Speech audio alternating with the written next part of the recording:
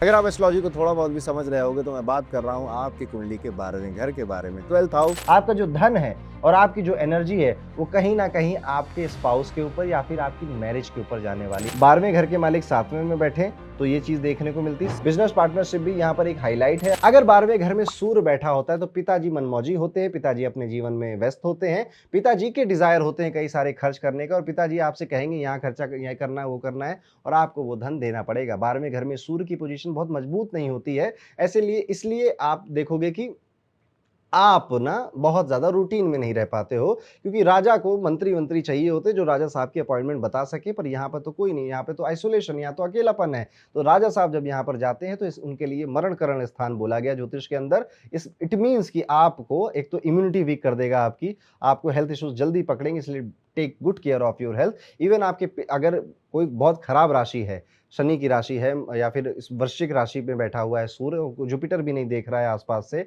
तो पिताजी की हेल्थ को भी काफ़ी इम्पैक्ट कर देती है ये पोजीशन। 12वें घर में अगर सूर्य बैठे हुए हैं तो आपको गोल्ड में इन्वेस्ट करना सबसे ज़्यादा बेहतर रहता है आपके लिए।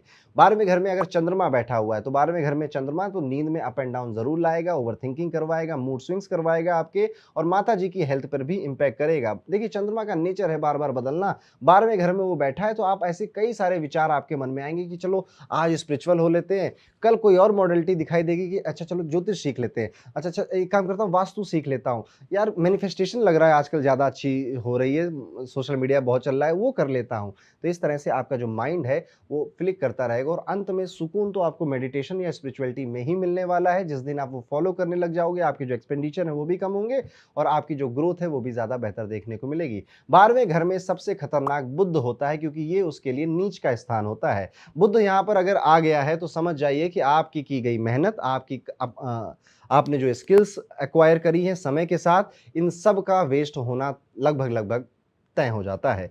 आपकी सारी मेहनत, आपकी जो स्किल्स है एक्चुअली में आप ये किसी और के लिए कर रहे होते हो। वो अपने घर में किसी कोई व्यक्ति हो सकता है और अगर आप व्यापार या बिज़नेस कर रहे हो तो आप अपने जो एम्प्लॉइज़ हैं उनके लिए सारी मेहनत कर रहे हो और उनके लिए आपने जितनी भी स्किल्स या फिर जो नॉलेज है या जो एजुकेशन है एक्वायर करी थी वो उन सब में बँटने लग जाती है। 12वें घर में जब बुध बैठ जाता है तो हेल्थ के लिए भी बहुत अच्छा समय नहीं होता। आपको इतनी मेहनत करवाता है, इतनी मेहनत करवाता है कि आप कहते हो कि यार मैं तो मर जाऊँगा इतनी मेहनत करते-करते। ये 12वें घर के बुध के असर होते हैं। वहीं पर अगर 12वें घर में गुरु बैठे हैं, जुपिटर बैठे हैं, ये तब भी इस सिचुएशन को पैसिफ़ाई कर देता है क्योंकि जुपिटर की नेचुरल राशि होती है मीन राशि जो 12वीं राशि है और ये घर भी लाल किताब में जुपिटर का ही बोला गया है।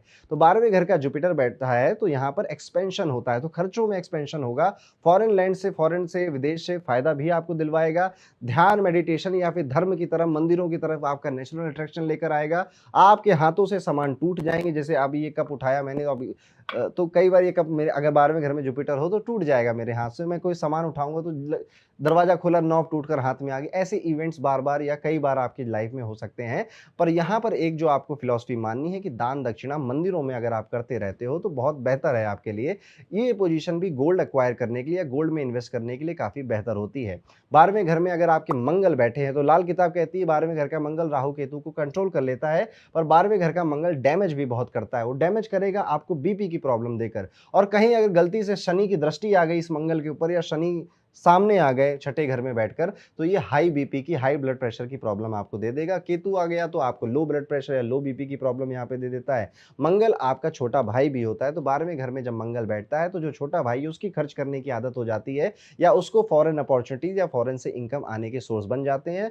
और यहाँ पर अब क्योंकि मंगल बैठा, मंगल एक मेलेफिक प्लेनेट है, 12वें घर में बैठकर ये आपको ध्यान नहीं लगाने देगा, ना ही आपको मेडिटेशन करने मंगल हो, सूर्य हो, ये करने नहीं देता। ऐसे लोग जब भी डीप मेडिटेशन करने की कोशिश करते हैं, तो इनके मन में खुरापाती के ख़्याल बहुत ज़्यादा आने लग जाते हैं। 12वें घर में शुक्र बहुत अच्छा परफ़ॉर्म करते हैं। अगर शुक्र यहाँ पर बैठा है, तो आपको धन, दौलत और कई सारी भोग-विलासता की चीज़ें इसी जन्म में एक्सपीरियंस कराएगा। पर कहीं न कहीं आपकी शिकायत आपके स्पाउस और आपकी मैरिड लाइफ़ से जोड़ देगा। आपके पैसे आपके परिवार पर भी खूब खर्च कराएगा। ये शुक्र या फिर आपकी जो आदतें होंगी, परफ्यूम खरीदना, कपड़े भी लग्ज़री लग्जरी कपड़े खरीदना, लग्जरी परफ्यूम खरीदना, इस तरह की आपकी हॉबीज़ या आपकी आदतें डेवलप करा देगा। 12वें घर में अगर शनि बैठे हैं तो ये विदेश जाने से व्यक्ति को बहुत रोकते हैं, कई सारी अड़चनें आती हैं, कई सारी कन्फ्यूज़न आती हैं। 12वें घर में अगर शनि बैठ जाते हैं और एक बार अगर ये व्यक्ति विदेश चला जाता है तो फिर ये शनि लौट कर भी नहीं आने देता, ये भी देखने को मिला है। 12वें घर में शनि है तो कंजूसी भी देखने को मिलती है, या ये बहुत ज़्यादा बजटिंग और बहुत ज़्यादा सोच समझ के पैसा खर्च करते हैं। शनि के हाथ से जल्दी कुछ निकलता नहीं और डिसिप्लिन का प्लैनेट है।